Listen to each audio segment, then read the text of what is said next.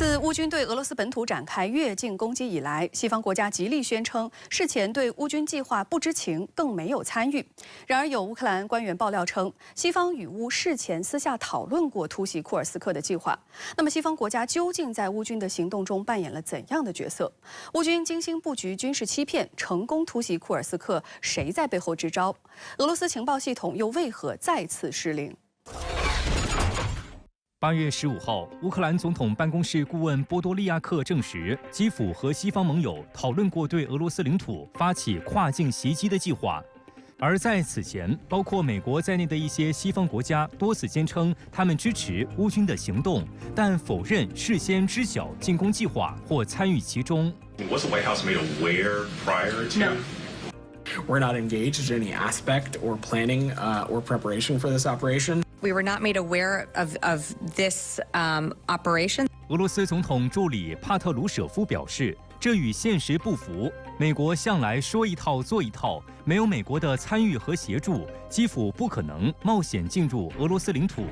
美国中情局前分析人士拉里·约翰逊更是直言，北约多国武器装备进入俄罗斯领土，其幕后主使就是美国。The United States tries to keep itself behind the scenes, but I guarantee you that this invasion of Russia with German tanks and British tanks was planned and coordinated with NATO, with the United States in the lead. And for the United States now to pretend, that they don't know nothing about any invasion is just ludicrous. 对此，评论员曹卫东分析认为，美国此举是此地无银300两。我认为美方的这个舆论的宣传呢，是此地无银300两，因为如果就是乌克兰没有得到美国的允许或者北约的允许的话，他不敢发动这么大规模的进攻。因为你一旦发动这样的进攻之后呢，如果说这些情报保障、这些武器装备都不能够得到相应的保证和支援的话，那么这个乌克兰发动这样一场所谓的闪击战，那就是一去不回了。所以他一定是得到了北约和美国的支持。俄总统普京在库尔斯克战事的会议中指出，西方正在假借乌克兰之手与我们作战。车臣特种部队指挥官、俄武装力量军事政治总局副局长阿劳基诺夫少将认为，乌军在库尔斯克方向的行动由北约司令部领导。他指出，乌军在发动越境突袭之前，采取了多种隐蔽和伪装手段，成功欺骗了俄罗斯的侦察飞机、卫星和地面情报人员。他们利用地形、气候等自然条件，将重型武器和装备逐步运送至苏梅州，并巧妙地盖上伪装网，分散隐藏于茂密的树林之中。同时，乌军士兵也换上了便衣，以小队的形式悄悄进入边境地区。这些士兵在距离库尔斯克州边境仅10公里的荒废村庄里安营扎寨，不生火，不打电话，极少外出，彻底隐蔽了他们的存在。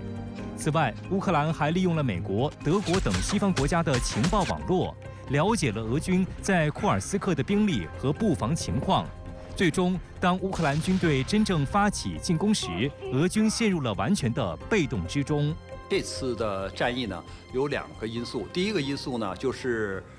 美国、北约还有乌克兰呢，准备的非常充分。就是他在这集结部队的时候呢，可能是造成一种假象，就是防御的假象，就是我调动很多的部队，我在这进行相关的防御作战。而作为就是俄罗斯呢，他疏忽大意了，他就出现了就是俄罗斯没有任何的防备。这次啊，就是北约给乌克兰不但提供了武器装备，而且提供了信息上的支援，就是对俄罗斯这个区域里边的兵力的部署还有调动，它是一清二楚的，提供了很准确的情报信息。乌军大规模越境突袭库尔斯克，并迅速取得较大战果，也引发了外界对俄军战场态势感知能力的质疑。那么，俄军侦察体系和情报系统究竟存在哪些问题？为何会严重失灵呢？有观察指出，俄军侦察体系存在诸多的短板。一是，尽管俄军已经掌握了俄乌冲突的制空权，但是有人侦察系统无法做到全天候、全时段的侦察，不排除俄军侦察机一出现，美西方就会提醒乌军实施规避和躲藏。二是，俄军无人侦察体系当中没有类似美军全球鹰这样的大型无人机，也做不到从高空不间断的侦察。三是，俄罗斯的卫星侦察体系的卫星数量较少，不能够做到实时侦察，而且多为苏联时代的产品，分辨率有限。即便是拍到了乌军的图片，也未必能够判读出运到前线并经过伪装的武器装备，在分辨是军用目标还是民用目标上存在难度。据悉，美国还可能提前告知乌克兰关于俄罗斯卫星临空时间，让乌军躲避卫星的侦察。此外，俄军人工谍报和侦听工作也存在问题。乌军这次行动在人员和装备的调动集结不可能密不透风，但是并没有受到俄军方的足够重视。俄国内也有消息称，俄情报部门其实早已察觉乌军的异动，并将乌军可能进攻的情报转交给了俄军方。但是这份情报没有引起俄军高层的重视，并且没有上报给总统普京。而在乌军大举进攻之际，俄军方的初期反应也让外界大跌眼镜，被批评是以虚假信息掩盖真相。俄罗斯舆论批评俄军方先是轻描淡写地表示，仅有数百名乌军士兵发起了突袭，而随后这一数字被升级为1000多人。然而乌军却是出动了上万人和大量坦克装甲装备。那么这种虚假信息不仅误导了公众，也让俄军队错失了最佳的拦截时机。事实上，乌军突袭库尔斯克的第一天出动的确实只有1000多人，在先头突击力量取得突破之后，快速加大兵力投入，第3天就达到了上万人。俄军方的应对策略与情报处理能力遭受到前所未有的质疑。值得指出的是，美国一边洗白自己，一边又在递刀拱火。在乌军攻入俄境后的第3天，白宫就宣布，美国将向乌克兰提供新一轮武器，价值1.25亿美元，以协助其对抗俄罗斯的军事行动，包括急需的防空能力、探测和对抗敌人火炮的雷达以及反坦克武器。据悉，美国这笔对乌军援计划中的武器将从现有的美国军火库存中提取，包括毒刺防空导弹、155毫米和105毫米口径炮弹、海马斯火箭炮弹药和车辆等。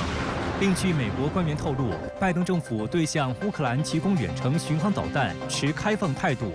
在过去几个月里，乌克兰方面一直敦促美国政府官员和国会议员同意向乌方运送联合空对地防区外导弹。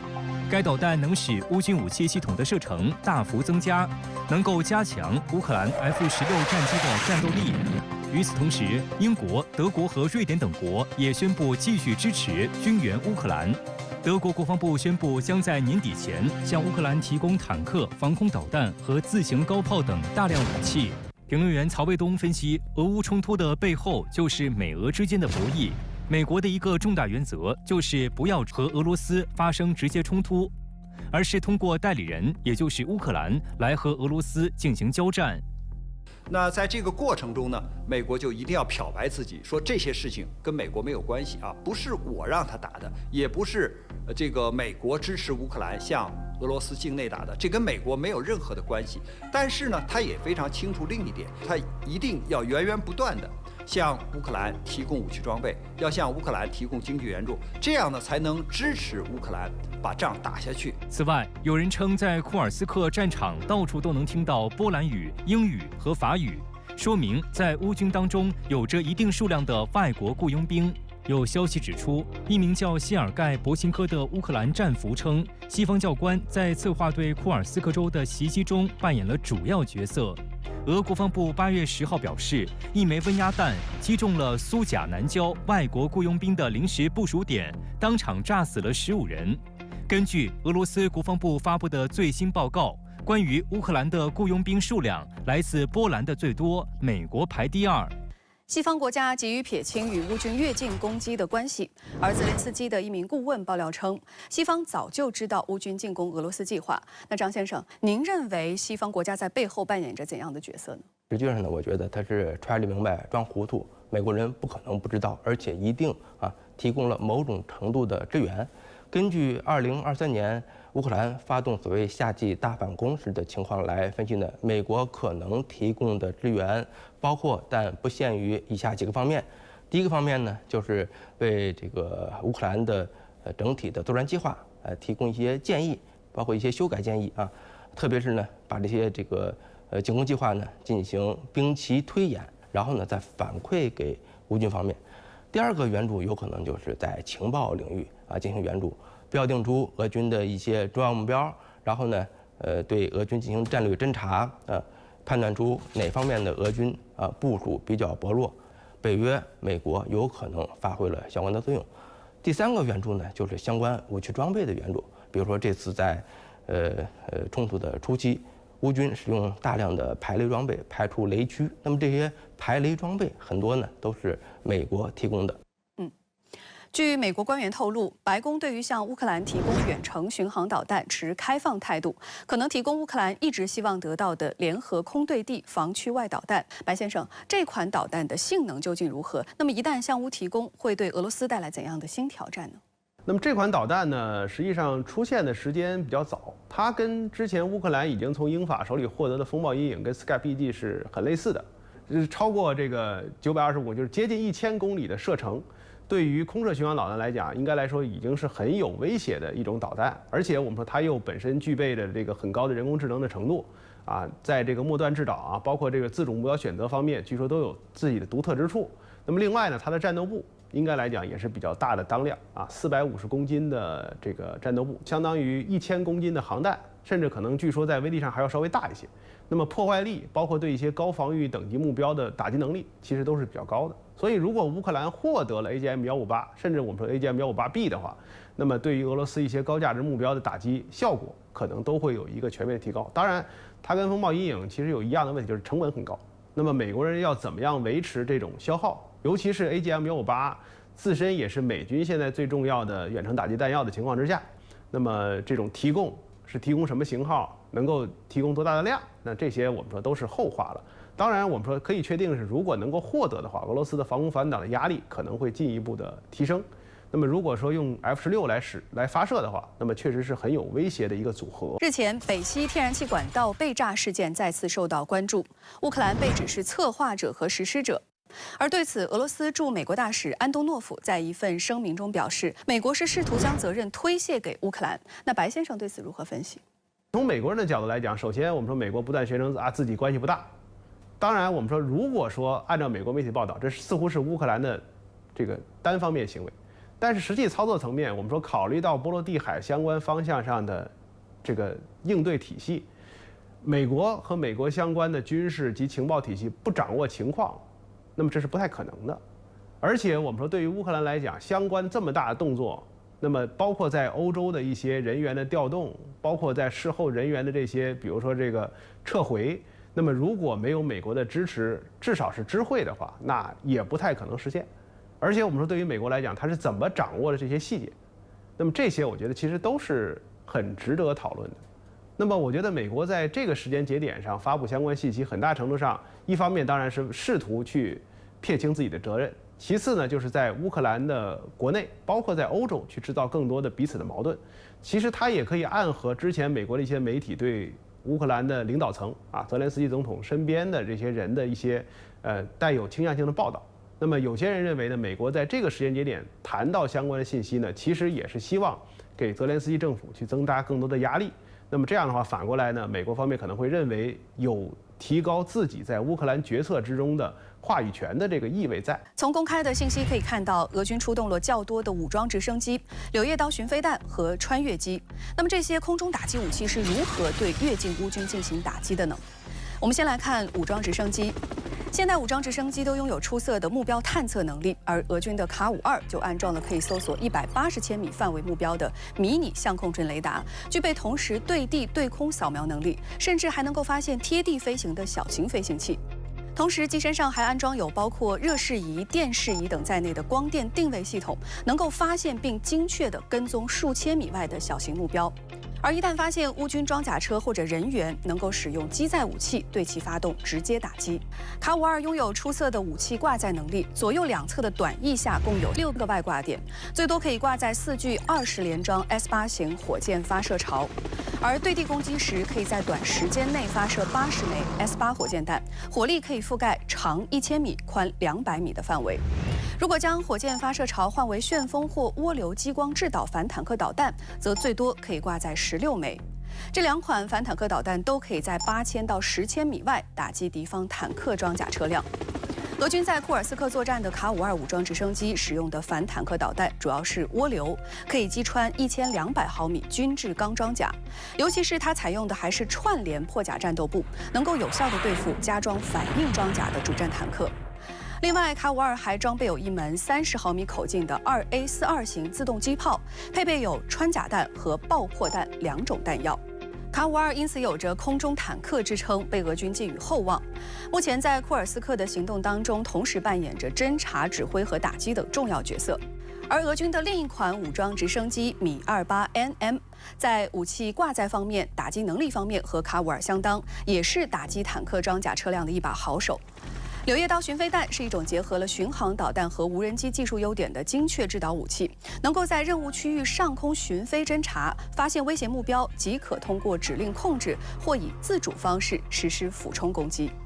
俄军在库尔斯克使用的柳叶刀巡飞弹是改进之后的技术提升型，最大航程增加到了40千米，战斗部重量从之前的3公斤增加到了5公斤，威力足以击穿坦克装甲车辆的顶部和侧面装甲。乌军日前在库尔斯克损失的一辆挑战者2主战坦克，就是柳叶刀巡飞弹的功劳。而除此之外，俄军还动用了多种固定翼战机，比如说苏34、苏35S、苏30SM 以及伊斯坎德尔 M 近程弹道导弹，猛烈打击了乌军的坦克装甲车辆。俄罗斯国防部发布的信息显示，在乌军突袭库尔斯克之后的10多天时间里，俄军就摧毁了乌军数百辆坦克装甲车辆以及海马斯、冰雹火箭炮，绝大部分都是空中打击武器的战果。在乌克兰战场，当地的俄军部队凭借比乌军更充沛的弹药供给和补充，在无人机、巡飞弹以及地面炮火支援下，正在向红军村斯拉维扬斯克19姆一线不断推进。防守当地的乌军叫苦称，攻入库尔斯克的1万多人本来应该放在这里来减缓俄军进攻的速度，却被丢到一片无险可守的荒原里去。分析指出，尽管乌军在库尔斯克地区取得了一些突破，但在乌军人员短缺背景下，进攻库尔斯克会使乌军在其他战线本就糟糕的形势更加恶化。乌东地区实际上俄军并没有减少攻势啊，甚至于攻势比原来还要猛烈啊。当然俄罗斯也在尽可能的这个筹措兵员啊，调集兵员来在库尔斯克方向准备这种反击啊。所以当下局势需要继续观察，但一旦乌克兰在库尔斯克他也守不住的话，完全被赶出边境，再退回苏梅州的话，实际上届时乌克兰的局面将非常的被动。俄罗斯总统普京日前强调，当下最紧迫、最重要的是必须立即将乌军赶出俄罗斯领土。然而，俄乌经过10多日的激烈攻防，库尔斯克战局依然扑朔迷离。白先生如何研判库尔斯克战局接下来的发展呢？现在对乌克兰来讲呢，这个方向上面是撤是留，还是说继续孤注一掷的投入新的兵力来扩大相关的方向？我觉得这个要考验乌克兰自己怎么样去判断不同的这个态势、不同的结果对政治和军事的不同影响。对俄罗斯来说，它因为自身的体量啊，因为它的动员能力的巨大差别，所以它理论上讲可以从全国各地去调动部队，然后呢，在这个库尔斯克方向上面逐渐的去解决之前的兵力不足的问题。当然，这个需要时间，所以对乌克兰来讲，在未来的几天之内吧，至少还有一个最后的决断时间。如果说等到俄罗斯的兵力调动，那么正式的我们说开始进入到正常的流程的时候，那么乌克兰方面在库尔斯克方向很有可能会陷入比乌东更麻烦的情况。那么如果俄罗斯方面在比如苏古方向发动攻击，那么切断乌克兰有限的几条交通运输线的话，那么进入到俄罗斯纵深的这些乌克兰部队，包括技术兵器能不能撤出来，这都是问题了。俄罗斯方面调派至少有9个新组建的旅或其主力部队驰援库尔斯克，包括来自莫斯科地区圣彼得堡远东和顿涅茨克以及卢甘斯克的兵力。张先生，在这种情况之下，乌克兰有能力在库尔斯克打持久战吗？随着俄军大量增援兵力的到来，那么俄军它的优势将会逐渐的显现出来。那么它有什么优势呢？首先，它有兵力兵源上的优势。按照乌军的说法呢，目前在一些地区，乌军和俄军的兵力对比是1比5，而且呢，乌军一些步兵旅的平均年龄达到了40岁，可以说它的步兵出现了老龄化，在兵源上它相对于俄军处于劣势，而且呢，在一些装备上，这个俄军的优势也是比较明显的，比如说在炮弹的使用量上，根据乌军的说法呢，往往是1比10的这样一个比例。俄军的优势是非常明显的，这种优势呢也逐渐会体现在库尔斯克地区。当然了，乌军呢也并非一无是处。你比如说，他对小型无人机的运用还是颇有心得的。那么可以有效的呢，集中的使用这些小型的无人机进行非对称作战，然后呢，这个起到这种4两拨千斤的作用。此外呢，乌军背后有北约情报体系的支持，所以呢，乌军对于俄军来说，它的一个重要优势就是情报优势，因为北约的情报体系规模质量是要超过这个俄军的。